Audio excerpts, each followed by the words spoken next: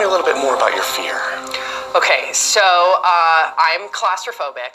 Kids unclogged the slide and I was instantly uncool. Was that claustrophobia? Or something? Get real quick on you, sir. I'm listening.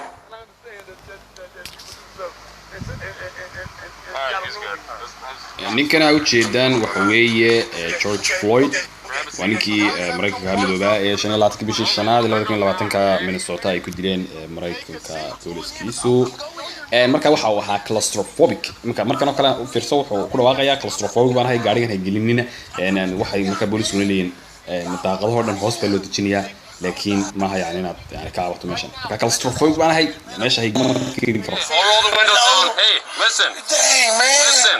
I'm not that kind of guy. I'll roll the windows down and put your legs in, all right? I'll put the air on. God, look at that. Look at that. Not even listening. Look at it. Look at it. We can fix it right now while you're standing out. Okay, man.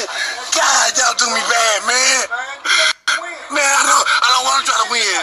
I don't want to try to win. I don't want to win. I'm claustrophobic. You ain't gonna win. I'm claustrophobic. I got anxiety. I don't want to do nothing to them. I'll roll the window down. Man, I'm scared as fuck, man.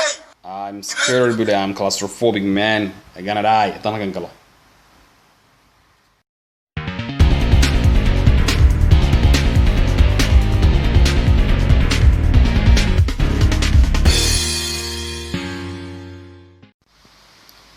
Assalamu alaikum wa rahmatullahi wa barakatuh.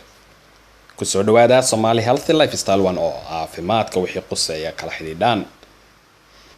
waxaa jira dad far badan oo caalamka jooga oo claustrophobic ah oo ka cawda in aanay awoodin inay galaan meel xidhan ama meel gidaaradeedu isu dhow yihiin ama dad far badan inay dhex galaan.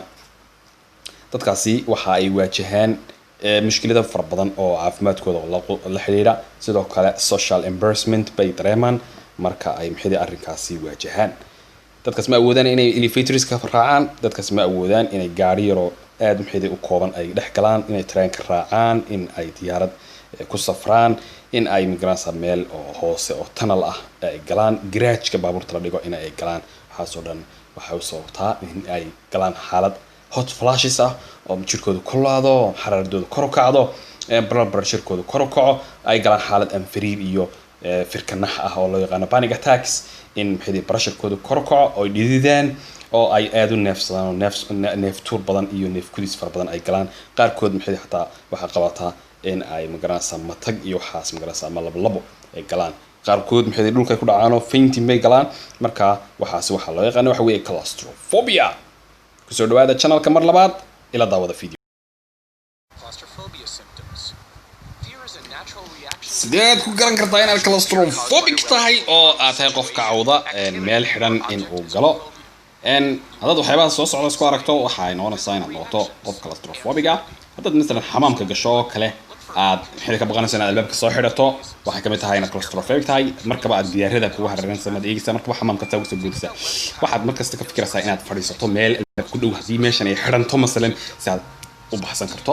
hadad meel elevator gasho oo masalan maxay miscadkan la saaro yani waxaad ka baqanaysaa in ay kugu xidhanto dadkana waad ka wareegaysaa inaad salaanka korto ayaad ka doorbidaysaa oo magaranaysaa aad agaan ku baxdo. dad mesela meel garage joogto oo baabuurtu ay taalo even xataa marka gaariga soo xidhato waad baqanaysaa oo saasaad soo dhex yaacaysaa hareeraha eegaysaa marka waad ka baxaysaa.